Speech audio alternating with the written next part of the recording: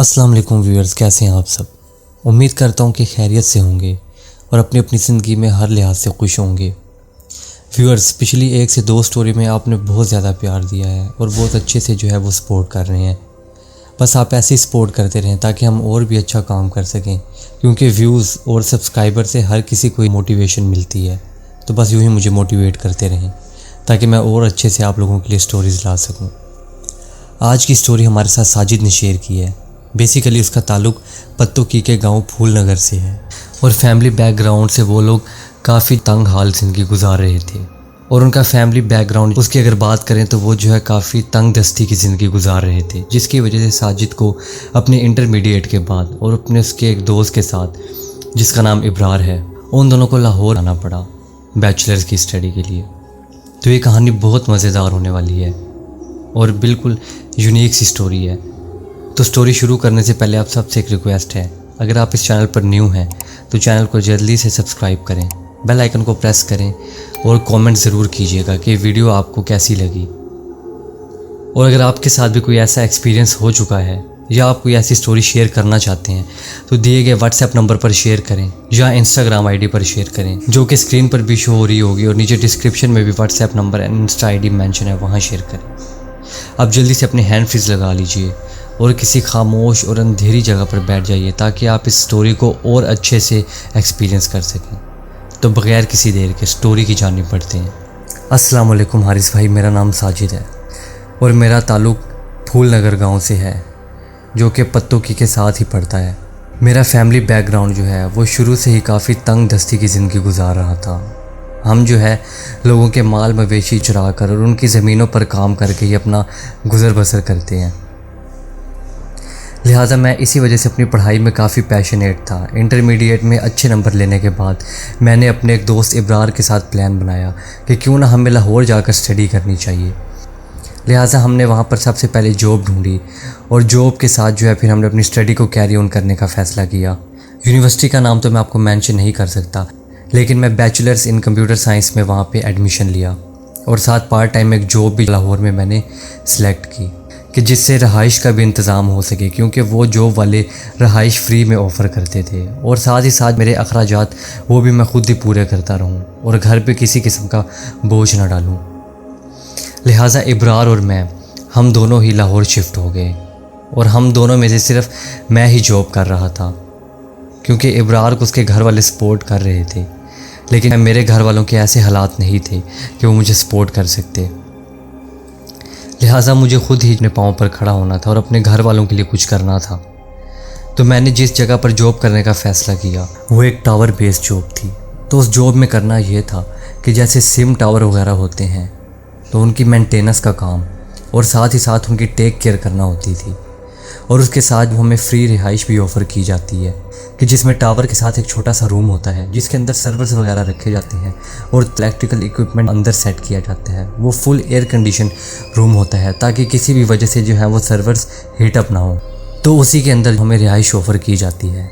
लिहाजा मुझे आज 3 साल हो गए हैं बैचलर्स की डिग्री में, और इन 3 साल के अंदर हमारे 4 से 5 टावर जो है वो शिफ्ट किए गए। कभी किसी टावर में तो कभी किसी टावर में, कभी किसी लोकेशन में लाहौर की और कभी किसी लोकेशन में।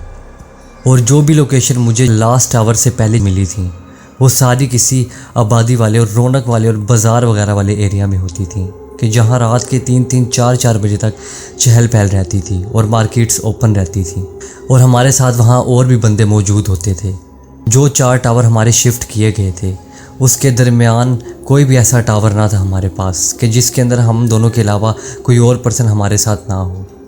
लेकिन जो लास्ट पे मुझे टावर दिया गया था उस टावर में मेरे और इब्रार के अलावा और किसी ने ना होना था, और वो लाहौर से काफ़ी बाहर के एरिया में आ जाता था वो टावर, मतलब गांव वाली साइड पर जहाँ पे BRB नहर वगैरह है उस साइड पर।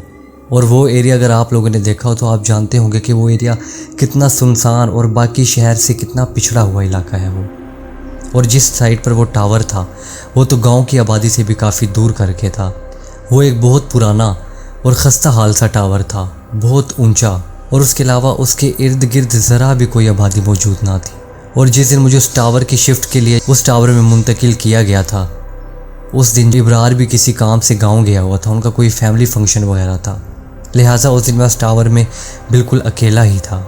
लिहाजा वो मेरा 5वां टावर था जो 3 सालों के अंदर हमें डिफरेंट टावर्स में शिफ्ट किया गया था। उनमें से मुझे रात के 9 बजे ही कहा कि तुम्हें उस टावर में शिफ्ट होना पड़ेगा।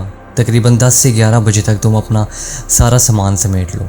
मैंने अपना सारा सामान समेटा, जिसमें ज़्यादातर तो कपड़े ही थे। कपड़ों का बैग समेटा और उसके अलावा जो थोड़ा बहुत अपना सामान था, मोबाइल का चार्जर वगैरह, मेरे बैट वगैरह, क्योंकि मैं स्पोर्ट्स का भी काफ़ी शौकीन था, वो सारा सामान मैंने अपने साथ रखा। और मुझे कंपनी वालों ने कहा कि तुम्हें एक बंदा पिक करने आएगा और वो ही तुम्हें वहाँ पर ड्रॉप कर देगा। लिहाजा मैं अपना सारा सामान पैक करके खाने का बाज़ार से कुछ सामान लेकर बैठ गया, क्योंकि मुझे पता था कि वहाँ पर कोई बाज़ार वगैरह मौजूद नहीं है, ये मुझे पहले ही बता दिया गया था। लिहाजा मैं अपने खाने का सामान भी साथ लेकर उधर जाना चाहता था ताकि उधर मुझे किसी चीज़ की कमी ना हो। तकरीबन 11 में से 20 मिनट ही पहले वो बंदा हमारे टावर के बाहर गया था। मैं टावर के अंदर तमाम लड़कों से मिला, उनको अलविदा कहा, क्योंकि अब पता नहीं हमने कब मिलना था। लिहाजा मैं उन सबको मिलकर अपना सारा सामान लेकर उसके साथ पीछे बाइक पर बैठा और हम जो है वो उस साइड पर जाने लगे कि जिस तरफ वो न्यू टावर था जहाँ पर कि मुझे जॉब करना थी अब। और वो इलाका इस वाले टावर से तकरीबन 20 से 25 मिनट की मुसाफरत पे था। लेकिन मुझे इस चीज़ से कोई लेना देना नहीं था, क्योंकि मेरी यूनिवर्सिटी वहाँ से ज़्यादा नज़दीक पड़ रही थी। तो मुझे तो ज़्यादातर अपनी यूनिवर्सिटी के डिस्टेंस से फ़र्क पड़ता था, ना कि इससे कि पुराना टावर कितना दूर है। तो हम एक गाँव से गुजरते हुए उस टावर की तरफ जा रहे थे। वो गाँव में तो अच्छी खासी आबादी थी और काफ़ी सारे घर भी थे। हम बिल्कुल नहर के साथ साथ जा रहे थे। लेकिन अभी उसने कहा कि यहाँ से भी 10 से 15 मिनट आगे है रास्ता। जैसे जैसे हम आगे बढ़ते जा रहे थे तो आबादी बिल्कुल ख़त्म होती जा रही थी। और फाइनली जब हम टावर के बिल्कुल पास पहुँच चुके तो वहाँ पे आबादी बिल्कुल ख़त्म हो चुकी थी, बिल्कुल ना के बराबर। टावर एक ऐसी जगह पे था जिसके इर्द गिर्द सारी खुली फसलें थीं और उसके दरमियान वो टावर था और काफ़ी खस्ता हाल और पुराना टावर था। लेकिन अभी भी वो वर्किंग कंडीशन में था। उस लड़के ने मुझे वहाँ ड्रॉप किया और वहाँ की सारी चीज़ें समझाईं और मुझे कहा कि ये इलाका थोड़ा ख़तरनाक है, तो इसलिए जो तुमने टावर का मेन गेट है, जो 4 दीवारी हैं टावर के इर्द गिर्द, उस मेन गेट को तुमने सुबह से पहले नहीं खोलना, चाहे जो मर्ज़ी हो। और जो अंदर तुम्हारा रूम है उसको भी अंदर से लॉक करके तुमने सोना है। तो मैंने कहा हाँ, कोई ऐसा इशू नहीं है। और वैसे भी मुझे चोर डाकू और इन चीज़ों से कोई खौफ नहीं होता था, लेकिन मुझे टावर के लिए सब कुछ करना था, क्योंकि उसमें काफ़ी कीमती और करोड़ों के सर्वर अंदर लगे होते हैं। लिहाजा मैंने उस गेट को लॉक किया और वो लड़का वहाँ से चला गया। अब मैं वहाँ पे बिल्कुल अकेला था, मैं और सिर्फ मेरी साथ थी वहाँ पर, और कोई नहीं। लिहाजा मैं जल्दी से उस गेट को लॉक करके अपने रूम की तरफ गया, कीज से उस डोर को ओपन किया और अंदर गया। तो अंदर जाके काफ़ी सुकून महसूस हुआ, क्योंकि एसी उधर 24 घंटे चलते रहते हैं। अंदर जाके मैंने अपना सारा सामान वहाँ पर रखा और उसके अलावा अपने खाने का सामान निकाला और जो छोटा सा ओवन वहाँ पर लगा हुआ होता है उसमें अपना खाना गर्म करने लगा ताकि जल्दी से खाऊं और फिर सो जाऊं, क्योंकि मुझे काफ़ी नींद आ रही थी। अभी मैं खाना गर्म कर ही रहा था कि इतनी ही देर में लाइट कट ऑफ हो गई पूरे टावर की। लेकिन जो सर्वर्स हैं वो बैकअप बैटरीज़ पर चल रहे होते हैं, काफ़ी सारी बैटरीज़ वहाँ पर पड़ी हुई होती हैं ताकि सर्वर में किसी किस्म का गैप ना आए और उनको रीस्टार्ट ना होना पड़े और इतनी देर के अंदर वर्कर जो है वो जनरेटर ऑन कर लें। लिहाजा मुझे बाहर जाकर जनरेटर ऑन करना था। लेकिन जो पहले 4 टावर मैं काम कर चुका था वहाँ पे ऑटोमेटिक जनरेटर्स लगे होते थे कि जो लाइट जाने पर खुद ही स्टार्ट हो जाते थे।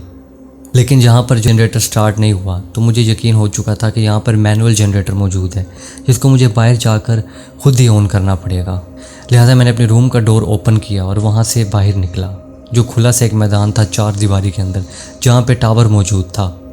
मैं जनरेटर रूम की तरफ गया और जनरेटर को ऑन करने लगा, लेकिन जनरेटर ऑन होने का नाम ही नहीं ले रहा था। मैं दोबारा से वापस गया और मुझे कोई इतना खासा वहाँ पर नज़र भी नहीं आ रहा था। बस चांद की रोशनी में जो चीज़ नज़र आ रही थी वो आ रही थी। मैं जल्दी से रूम में वापस गया और अपना मोबाइल उठाया ताकि टॉर्च ऑन कर सकूँ। मोबाइल उठाकर जैसे ही मैं इस रूम से बाहर निकला तो मुझे एक बिल्कुल अकेलेपन का एहसास हो रहा था और बहुत स्ट्रेंज सी फीलिंग हो रही थी जो मैं आपको एक्सप्लेन भी नहीं कर सकता। दिल में एक अजीब सी गुदगुदी सी हो रही थी और पूरे उस इलाके में मैं बिल्कुल अकेला था और चारों तरफ से कुत्तों के भौंकने की और तरह तरह के जानवरों की आवाज़ें आ रही थीं। लिहाजा मैं अपनी टॉर्च को ऑन करके जनरेटर रूम की तरफ गया और चेक करने लगा कि जनरेटर के सारे स्विचेस वगैरह ऑन हैं। उन सब को ऑन करके मैंने 5 से 6 दफ़ा फिर ट्राई किया तो जनरेटर ऑन हो गया। जनरेटर के ऑन होने के बाद मैं दोबारा से अंदर आया और वो एसी जनरेटर्स पर ही चलते हैं। वो एसी फिर से चलने लगे और अब मैंने कहा कि चलो अब सुकून से बैठकर मैं अपना खाना ख़त्म करता हूँ। मैंने अपना खाना खाया और अल्लाह का शुक्र अदा किया और सोने के लिए अपना बिस्तर बनाने लगा। और वहाँ पर छोटे छोटे अलार्म्स भी लगे हुए होते हैं कि अगर कंपनी की तरफ से कोई कॉल आए और वर्कर अगर सो रहा हो तो अलार्म ज़ोर ज़ोर से बजने लगते हैं ताकि वर्कर उठ जाए, क्योंकि वो सारी कॉल जो है वो कंपनी की तरफ से एज आ एमरजेंसी आती थी उस नंबर पर। लिहाजा मैंने उस अलार्म को चेक किया कि वो वर्किंग कर रहा है या नहीं। उसके बाद जो मैंने अपना बिस्तर जोड़ा, लाइट ऑफ की और सो गया। अभी मुझे सोए हुए 10 मिनट ना हुए थे और मेरी आंख फ़ौरन ही लग गई थी, क्योंकि मैं काफ़ी थका हुआ था कि ज़ोर ज़ोर से अलार्म बजने लगे और अलार्म की आवाज़ की वजह से अचानक से मेरी आंख खुल गई। आंख खुलने के बाद पता चला कि बिल्कुल अंधेरा हुआ था रूम के अंदर और सर्वर्स भी जो है वो पूरे बंद हुए थे और एसी भी। लिहाजा मैंने जल्दी से कंपनी वालों की कॉल उठाई और उन्होंने बताया कि टावर जो है वो तकरीबन 1-2 मिनट से कोई रिस्पॉन्स नहीं कर रहा और उनको 5 से 10 मिनट के अंदर ही इतना लॉस हो सकता है कि आप सोच नहीं सकते। उन्होंने कहा जल्दी से जनरेटर ऑन करो और जनरेटर ऑन करने के बाद जैसे ही सर्वर ऑन हो तो मुझे टावर पर चढ़कर 1-2 तारें चेक करनी थी। हो सकता है कि उनकी शॉर्टेज की वजह से ये सब कुछ हो रहा हो। लिहाजा ये मेरी जॉब थी, मुझे रात की किसी भी टाइम कॉल आ सकती थी और मुझे काम करना पड़ता था। बस अब क्या करें, मजबूरी थी। मैं जल्दी से जनरेटर रूम की तरफ गया अपने मोबाइल की टॉर्च उठाकर और मैंने जनरेटर को ऑन किया। सर्वर ऑन हो गए और उनको ऑन होने में तकरीबन 5 से 6 मिनट लगना थे। मैं इतने में अपने सारे सेफ्टी गियर्स पहन कर टावर के ऊपर चढ़ने लगा। अगर आप में से उस टावर पर पहले कभी कोई नहीं चढ़ा तो आप यकीन मानें कि आप में से उस पर चढ़ने की कोई हिम्मत भी नहीं कर सकता, क्योंकि नीचे से वो टावर जितना बड़ा लगता है ऊपर जाकर उतना ही खौफ आता है। हालांकि उस टावर पे काम करते हुए मेरे तकरीबन 3 साल का तजर्बा था, लेकिन हर बार टावर पर चढ़ने पर मुझे एक डर सा लगता था। लिहाजा मैं जल्दी से टावर के ऊपर चढ़ने लगा और वो जिन तारों को चेक करना था, कनेक्शन वायर्स, वो टावर के बिल्कुल टॉप पर मौजूद थी। अब मैं टावर के ऊपर चढ़ गया था और अपने इक्विपमेंट्स को निकाल के उन तारों को चेक करने लगा कि नीचे से मुझे ऐसे महसूस हुआ कि जैसे उस रूम के अंदर अभी अभी कोई गया है।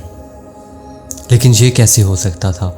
टावर का मेन गेट तो बंद था और दीवारें इतनी तो ऊंची थी ही सही कि कोई अंदर टाप कर नहीं आ सकता था। और इस इलाके में भला इस टाइम कौन आया?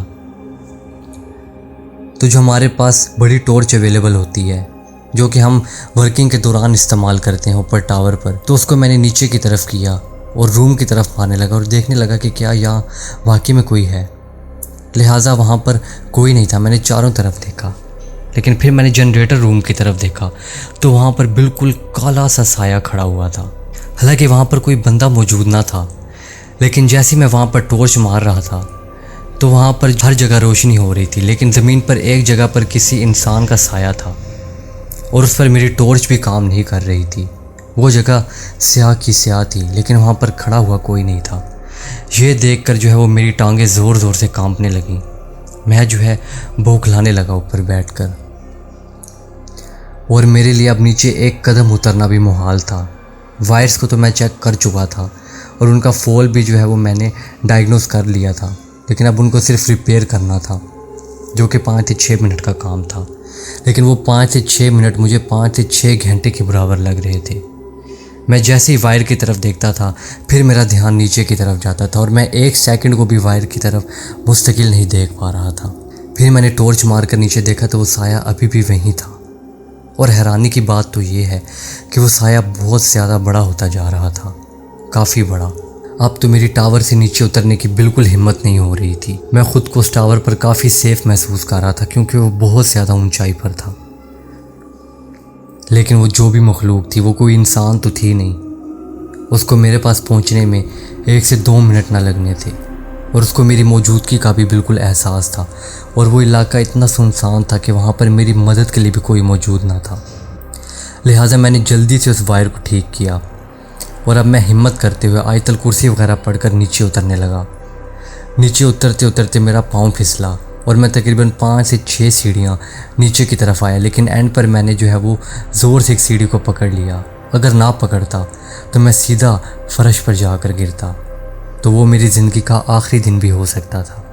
मेरी दिल की धड़कन इसके बाद बहुत ज़्यादा तेज़ हो गई क्योंकि अभी अभी मैं बिल्कुल मौत के मुंह से बचा था।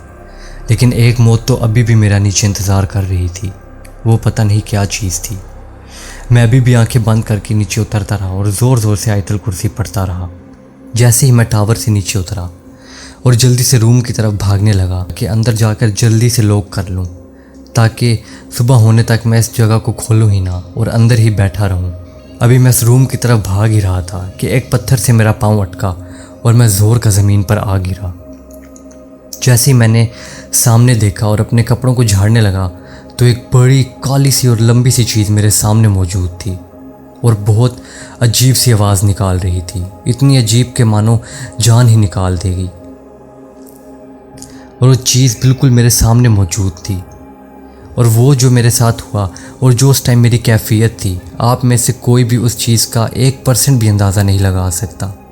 मैं उस पल को कोस रहा था कि जब मैं इस टावर में शिफ्ट हुआ और मैं यही ज़हन में सोच रहा था कि काश इस वक्त इब्रार भी मेरे साथ मौजूद होता, उसको भी आज ही जाना था और आज ही के दिन मुझे यहाँ पर आना था।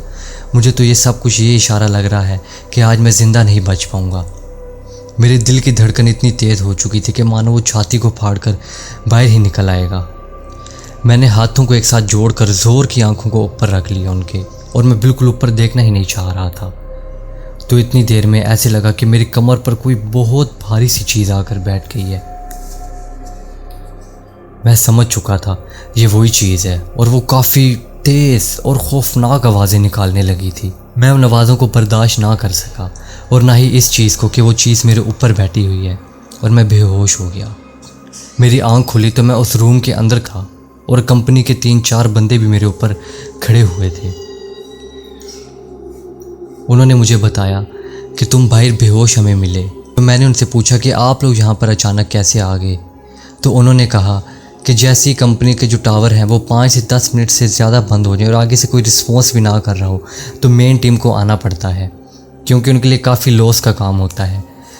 लिहाजा टावर जो वो फिर से बंद हो चुका था मेरे बेहोश होने के दरमियान, और कंपनी वाले मुझे कॉल्स करते रहे लेकिन उनको कोई रिस्पॉन्स नहीं मिल रहा था और टावर की तरफ से जो है वो इशू रिजॉल्व भी नहीं हो रहा था। लिहाजा उन्होंने कंपनी के 3 से 4 बंदों को भेजा जो कि पास के ब्रांच में अवेलेबल थे। वो अंदर आए, आते साथ उन्होंने देखा कि मैं ज़मीन पर पड़ा हुआ हूँ। 2 लड़के मुझे अंदर लेकर गए रूम में और बाकी 2 जो है वो डायग्नोस करने लगे कि टावर में कहाँ इशू है। लिहाजा उन्होंने मुझसे पूछा कि तुमने कुछ ऐसा वैसा खाया था या तुमने ऐसा क्या किया है जो तुम बेहोश हो गए, पहले तो तुम्हारे साथ कभी इस तरह का कुछ नहीं हुआ। तो मैंने कहा कि मैं खुद नहीं जानता, और मैं उनको ये बात हरगिज़ नहीं बताना चाहता था कि जो अभी सब कुछ मेरे साथ हुआ था, क्योंकि वो शहरी लोग थे और हम गांव के लोग थे। हम तो इन चीज़ों पर यकीन करते थे लेकिन वो नहीं करते थे, और मेरी ये बात सुनने के बाद यकीनन बात है कि वो मेरा मजाक उड़ाते और मैं अपना मजाक बनते हुए नहीं देख सकता था। लिहाजा मैंने कहा कि मेरी आज सुबह की तबीयत ख़राब थी और काफ़ी बुखार भी था, और उसके बाद मुझे टावर के ऊपर चढ़ना पड़ा, और बस मैं शुक्र करता हूँ कि मैं किसी तरीके से सही सलामत नीचे उतर आया और उसके बाद बेहोश हुआ, वरना मेरी टावर से नीचे गिरकर भी मौत हो सकती थी। तो उस टीम ने जो है वो पीछे कंपनी को इन्फॉर्म किया, तो कंपनी ने कहा कि इसको जो है वो यहाँ से शिफ्ट कर दो किसी और टावर में, क्योंकि ये टावर एक बहुत पुराना और ख़स्ता हाल टावर है और इधर अक्सर जो है वो इस तरह के इश्यूज़ होते रहते हैं। तो ये भी इतना ट्रेन नहीं कि इश्यूज़ को रिजॉल्व कर पाए, तो इसको किसी और वेल मेंटेन टावर में शिफ्ट कर दो और यहाँ पर किसी पुराने और एक्सपीरियंस बंदे की जो है वो जॉब लगाओ। लिहाजा मुझे वहाँ से शिफ्ट कर दिया गया उसी टावर में कि जहाँ पर मैं पहले काम कर रहा था, और मैं बस उसी बंदे के लिए फ़िक्रमंद था जो क्या वहाँ पर आना था। मैं जानता था कि उसके साथ भी यही सब कुछ होगा, लेकिन मैं चाह कर भी उसके लिए कुछ नहीं कर सकता था। आज मेरी स्टडी का 3रा साल है बैचलर्स का, और मैं उसी टावर में मौजूद हूँ कि जहाँ पर मैं पहले था, और उसके बाद मुझे वहाँ से शिफ्ट नहीं किया गया और आज भी मैं वहीं जॉब कर रहा हूँ। और उस दिन को मैं कोसता हूँ कि जिस दिन मैं उस टावर में गया, और अब मैं कभी दोबारा उस टावर में नहीं जाना चाहता।